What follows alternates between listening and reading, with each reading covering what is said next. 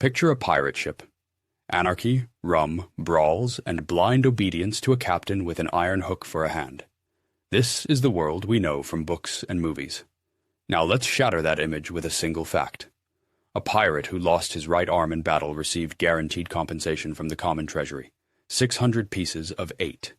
This was the equivalent of 3 years' wages. It wasn't the captain's mercy. It was a right enshrined in their laws. Meanwhile, a sailor in the Royal Navy, crippled in battle for his king, received nothing. He was simply cast ashore at the nearest port, whether London or Port Royal, and condemned to a pauper's death. It turns out that a pirate ship, the symbol of lawlessness, was a safer and more socially just workplace. And this system was just one element of an ingenious mechanism designed for a single purpose: to prevent mutiny. This mechanism raises two fundamental questions. First, how could a pirate captain wield absolute, unquestionable authority in battle when, at any other time, the crew could assemble and vote him out of office like a common employee? Their power structure worked like the process of tempering steel. In the cool of peacetime, it was pliable like heated metal. But in the heat of battle, it instantly crystallized into an unbreakable dictatorship. The second question: what compelled these men, runaway slaves and rebels who despised all authority, to first create written constitutions or pirate codes when the logic of their world dictated the rule of the strongest? We'll begin to answer the first question about the captain's power in the third section, and the mystery of the written code in the very next one. By the end of this video, you will no longer see pirates as mere cutthroats. You will see them as brilliant social engineers who created the most effective management system for extreme conditions. We will give you their psychological toolkit, how they created a sense of ownership, how they guaranteed justice, and how they built a brand so terrifying that over 90% of their attacks ended without a single shot fired. Merchant ships would surrender at the mere sight of the black flag. Pirates solved a universal problem: how to motivate a crew of free, armed, and skeptical individuals. You will understand why their model, created 300 years ago, proves to be more effective than many modern leadership approaches. To give you a sense of the discoveries that await, here is our roadmap. In just 5 minutes, we will dissect the anatomy of power on board and meet the man who was the captain's true kryptonite, the quartermaster, who could legally override his orders. In 11 minutes, you will see the numbers that prove why the pirates' system for distributing plunder was radically fairer than the bonus structures in most modern corporations. And in 19 minutes, we will reach the climax and reveal the ultimate paradox of leadership: how a complete surrender of power in peacetime gave a pirate captain absolute authority in battle. In 5 minutes, you will learn about the man who was second in command on the ship, but first in influence. And it wasn't the captain. How did the most defiant people in the world, who fled from all laws, immediately create their own? Pirates, the symbols of lawlessness, began their careers with a bureaucratic procedure: signing a constitution. At first glance, the answer seems simple. Every ship needs rules to avoid chaos. The code appears to be just a set of prohibitions. Don't steal, don't fight on board, obey in battle. A criminal code for bandits. But the facts completely demolish this simplistic view. The code was not imposed by the captain. It was created and signed by the entire crew before the voyage began. And it was this document that gave the captain his power, not the other way around. Captain Bartholomew Roberts's code clearly stipulated every man's right to a vote in current affairs. Pirate order was born not from fear, but from voluntary consent. The very fact that the law was above the captain explains why they needed an independent enforcer of that law. Imagine the scene. Pirates have captured a merchant vessel. A few of its sailors are offered the chance to join, but instead of being handed weapons, they are led to a table with a document and made to swear an oath. This seems like an illogical formality. Practically, it's a safety briefing to ensure the new recruit knows the rules. However, the reality was much deeper when compared to their former lives. In the British Navy, up to 50% of the crew consisted of impressed sailors, men seized from the streets. There, laws were tools of oppression. The pirate oath was an act of liberation. The recruit placed his hand not on a Bible, but on the cold steel of crossed pistols or a human skull. This symbolized a final break with the old world. The code was their declaration of independence.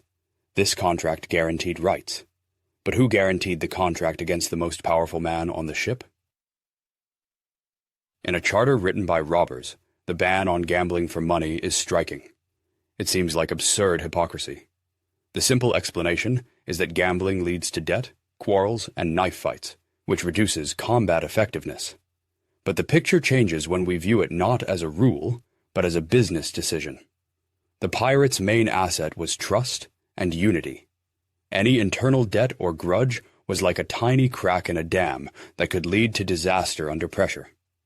The code protected not their morals, but their business model. All disputes, according to the rules, were settled ashore in a duel to first blood, but never on board. This kept the ship a neutral territory. The code was their insurance policy against internal risks. This internal stability was the foundation. But it would have collapsed without the key figure who served as a counterweight to the captain. The greatest weakness of any constitution is the person who holds power. What was to stop a pirate captain on the open sea from simply ignoring the code? We've established that the code created rules, guaranteed rights, and ensured unity. The system seems robust, but human history screams the opposite. Any system without checks and balances is doomed to tyranny.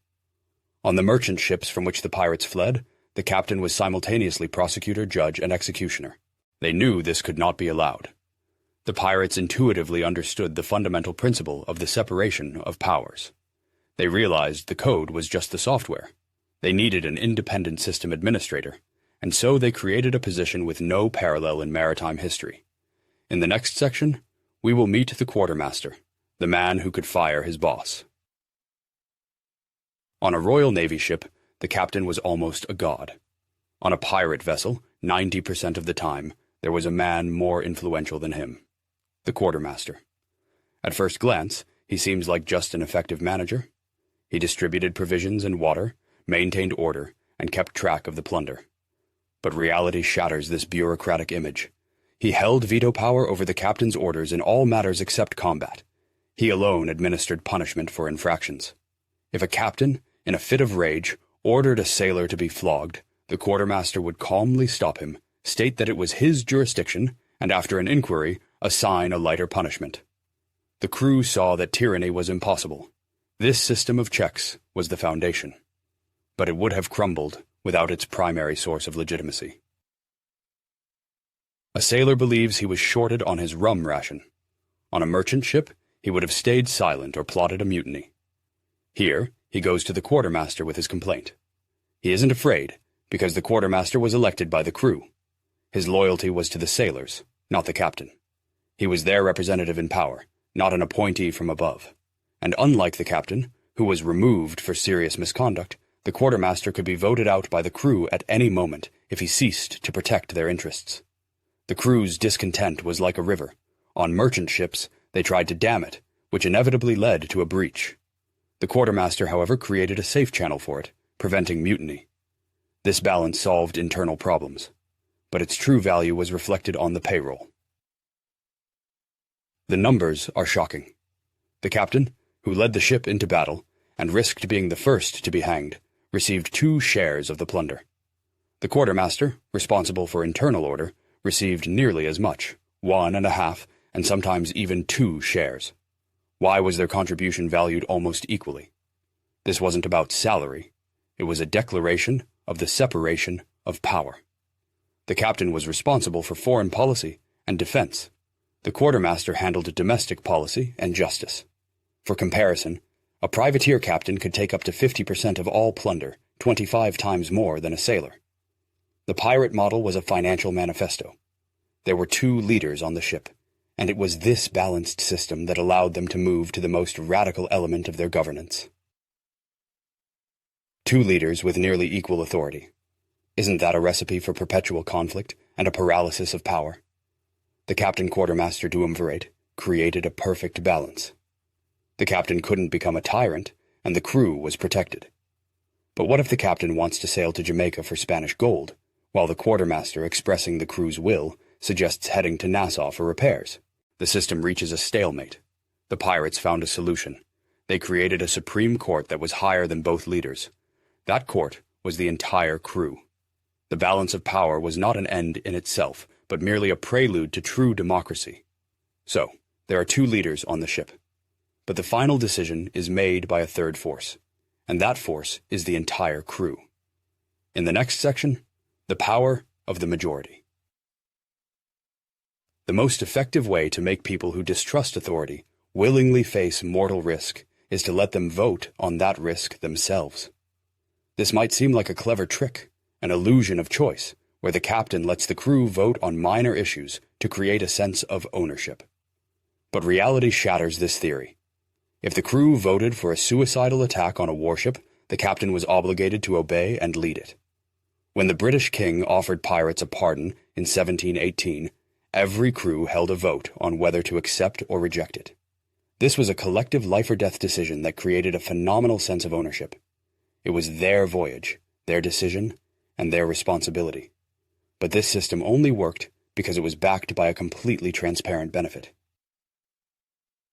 The captain spots a rich ship on the horizon. Does he sound the call to arms? No. He calls a council. On a Royal Navy vessel, a sailor who questioned an order would be immediately flogged.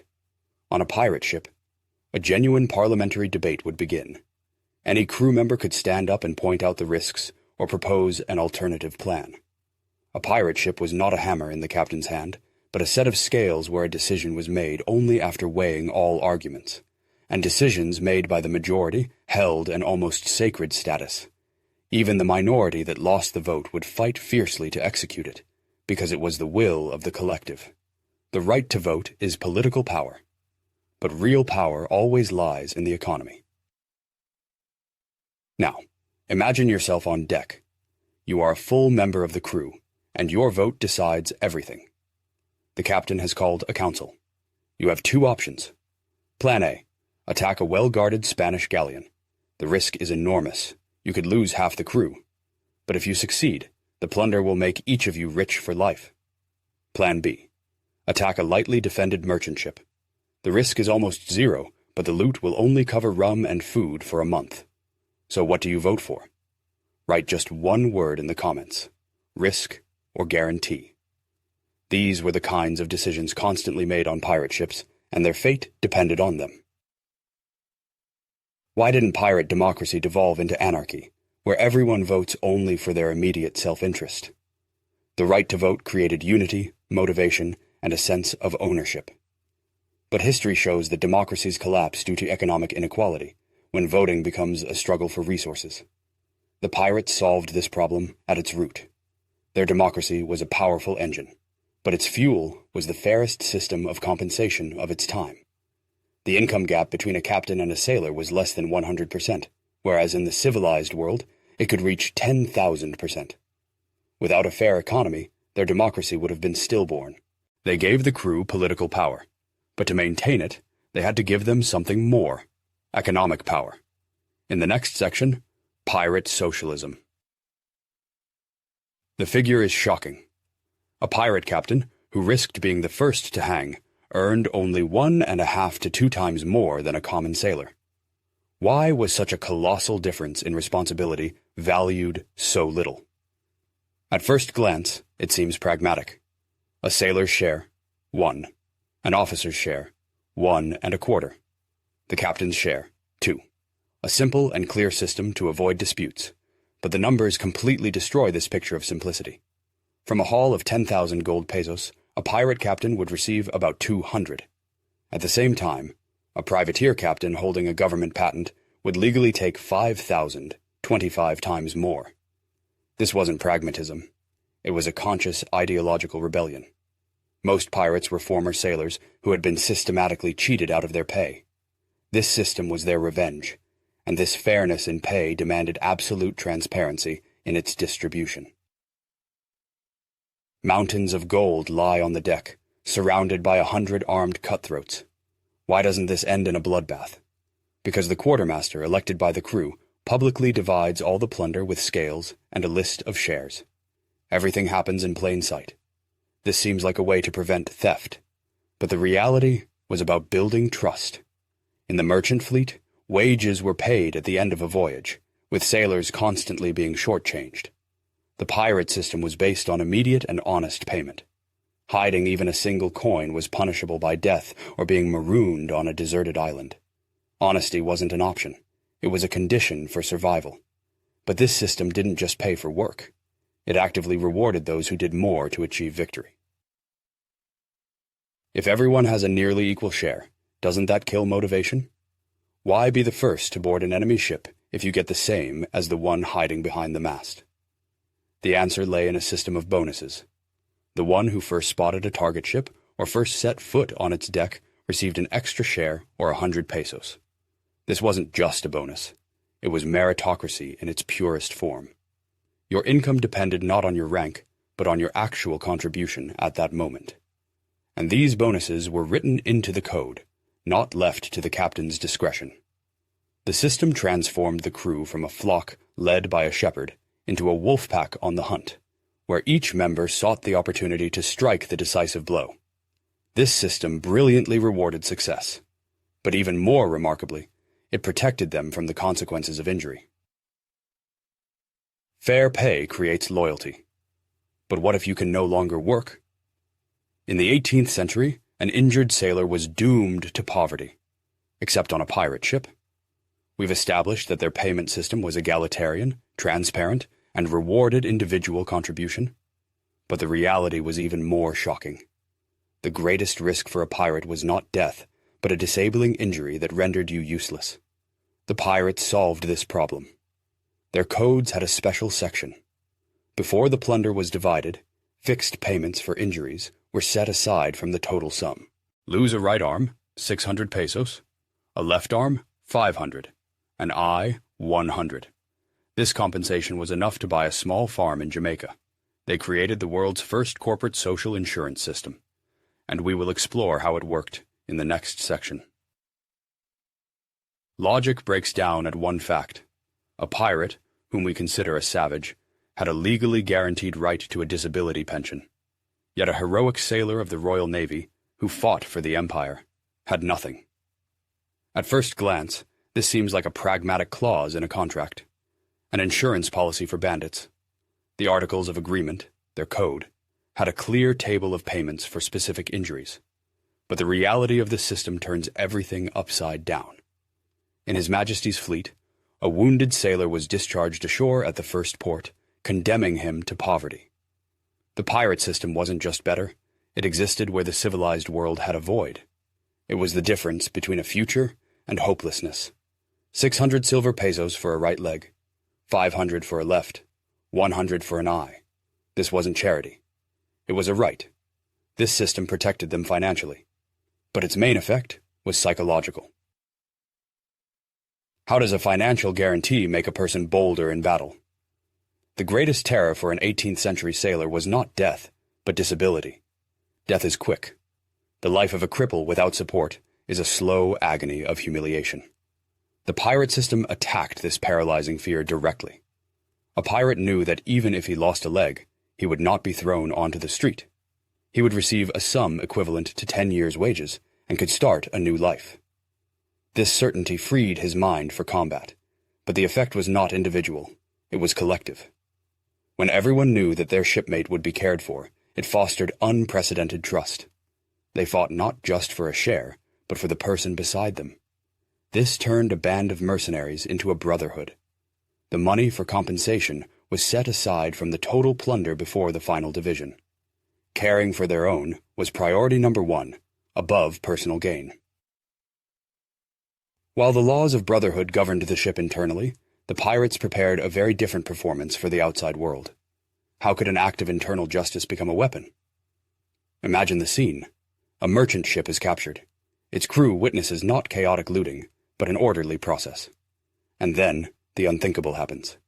Before dividing the gold, the pirate quartermaster publicly counts out a huge sum and hands it to a one-legged comrade. To a captive sailor, accustomed to being cheated, this looks like a miracle. He sees a society that takes care of its own. And then the pirate captain makes an offer to join. He offers not just freedom, he offers membership in this brotherhood, which has just demonstrated its reliability. The compensation system was their most effective recruitment tool. It allowed them to pick the most experienced sailors from captured ships, men who had seen the proof with their own eyes. This internal humanity was just one side of their carefully crafted image. A pirate ship lived by two different sets of laws, one for internal use, the other for external. For members of the corporation, there was a remarkably progressive social contract, a constitution, democracy, fair pay, and social insurance. This created a cohesive, loyal, and motivated crew. But this internal justice was available only to the initiated. To the rest of the world, they deliberately cultivated an image of ruthless monsters, and this image was not a byproduct of their robbery, but their main weapon. One could not exist without the other. It was precisely because the crew was so united and protected that they could wage effective psychological warfare, and that warfare, in turn, allowed them to avoid battles, preserving the lives and health of the Brotherhood's members. Now that we understand what protected the pirates from within, let's see how a single piece of black cloth allowed them to win without even starting a fight. How could a piece of black cloth be deadlier than a cannonball? At first glance, it's just a flag. The Jolly Roger? Its symbolism was clear to any sailor. A skull meant death, sabers meant violence. Pirates used a scary flag to frighten their victims, but the numbers completely demolished this simplistic view. Over 90% of pirate attacks concluded without a single shot fired.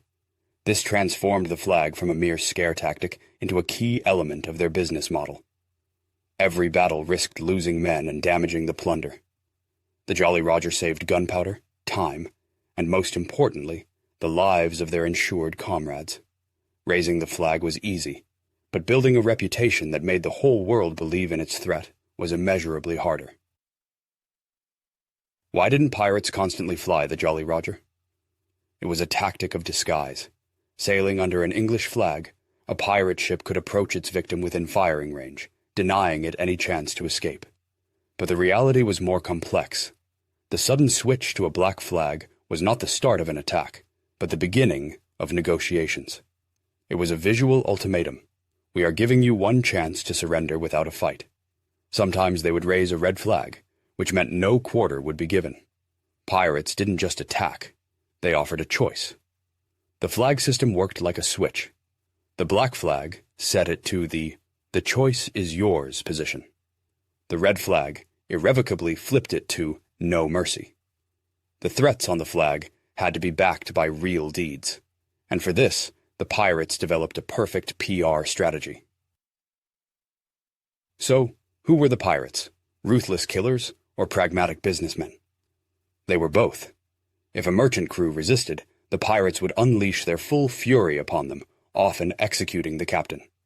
This brutality was not random but a calculated investment in their reputation.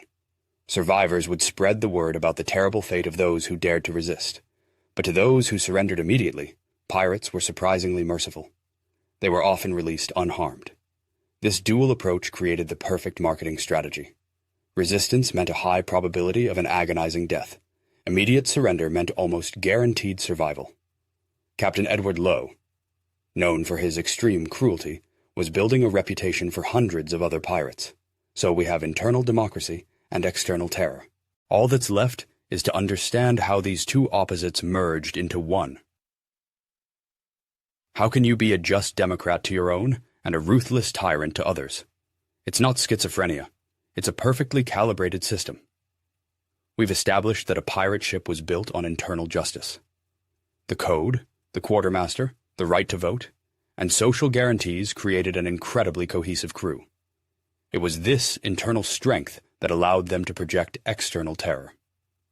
A weak system would have bred mutinies. In turn, an effective external brand protected their internal unity. By avoiding fights in 90% of cases, pirates saved the lives of their comrades. It was a virtuous cycle. Justice created strength. Strength allowed them to avoid fights, and avoiding fights preserved justice. It worked like a tree. Internal justice was the root system nourishing the trunk, and external terror was the thick bark protecting it from the outside world. We have disassembled all the gears. Now we are ready to put them together and give the final answer to the main question. How could a captain possess absolute power in battle if any sailor could vote for his dismissal. Here it is, the central paradox. How could a captain who could be fired by a simple vote wield the power of a dictator in the heat of battle? The answer begins with the man who took 99% of his power away in peacetime, the quartermaster. He was responsible for food, order, resolving disputes, and, most importantly, dividing the plunder. The captain was completely removed from these matters, which eliminated the everyday conflicts that could undermine his authority. But this was more than just a division of duties. The quartermaster was the crew's representative, who could override the captain's orders outside of combat. They obeyed him in battle because they trusted the system that protected them from him the rest of the time. His power was not a right, but a contract. Now, imagine a boarding action. The captain shouts orders, and everyone executes them instantly. Where does this discipline in rebels come from? It's not fear. It's democracy. The decision to attack this ship was not made by the captain, but by the entire crew in a general vote. Each pirate was not an executor of someone else's will, but a shareholder executing their own business plan. They obeyed the captain because he was the most experienced tactician, hired to carry out their collective decision. To mutiny against him at that moment would mean mutinying against themselves and their share of the plunder. Their interests and the captain's interests were 100% aligned. To gain absolute power, you must first give it away. The captain voluntarily ceded power over daily life to the quartermaster, power over strategy to the general vote, and power over money to a fair system of distribution. He was not above the system, but within it, and it was this rejection of tyranny that gave him unquestionable authority in battle. The crew fiercely defended his power in a fight because the entire system protected them from his power in peacetime. In such a structure, mutiny became pointless. Why rebel? To seize power? The crew already had it. Already. For money? The system was already fair. Because of cruelty? The quartermaster would not allow it. The pirates created a system where any conspirator could offer the crew nothing better than what they already had. Were they management geniuses? No. They were pragmatists who stumbled upon a brilliant solution under extreme conditions. The captain's absolute power in battle was a direct consequence of his near-total powerlessness outside of it. His authority was earned, not imposed. Their system was like an arch, each stone pressed against the next. But it was this shared tension that made the entire structure incredibly strong. This model, forged in sea battles 300 years ago, is based on principles that today form the foundation of the most progressive management theories: transparency, ownership, and justice. The pirates didn't read books on leadership. They wrote them with their blood. A pirate ship was not a gang, but an 18th century startup. Their code was not just a set of rules, but a company charter and corporate culture signed by every employee. The captain was not a dictator, but a project manager whose absolute authority was activated only during the task's execution, the attack. The rest of the time, the quartermaster, a hybrid of a COO and a union boss, was in charge, ensuring fairness. The captain was responsible for foreign policy, the quartermaster for domestic. This structure was the foundation, but key decisions that determined the fate of the entire enterprise were made by the collective board of directors, the entire crew. Every pirate was not just an employee, but an investor who had staked his life on the venture, and like any investor, he had a right to vote on strategic issues. But this democracy only worked because of a completely transparent economy. The radically flat system of plunder distribution, where the captain received just 1.5 shares, and the compensation system were enshrined in the charter. This eliminated any suspicion and created an unprecedented level of loyalty. Their internal justice was the source of their external strength. The fundamental lesson from the pirates is this: true, sustainable power is born not from fear of a leader, but from trust in a fair system that protects everyone's interests. They created a mechanism where the interests of the captain and the crew were completely synchronized. He could only be successful if the entire crew was successful. They proved that even the most notorious rebels are willing to work as a single organism if the rules of the game are fair and beneficial to all. Their system worked like a skeleton. It didn't force movement, but it provided a solid framework upon which the muscles, the will of the crew, could operate with maximum efficiency. And this story poses one question to each of us. What is more important for the success of a modern team, company, or even an entire country? A strong, charismatic, authoritarian leader who leads the way? Or a fair, transparent system of checks and balances that works in everyone's interest? Write just one word in the comments. Leader or system. It will be incredibly interesting to see which approach wins in the 21st century.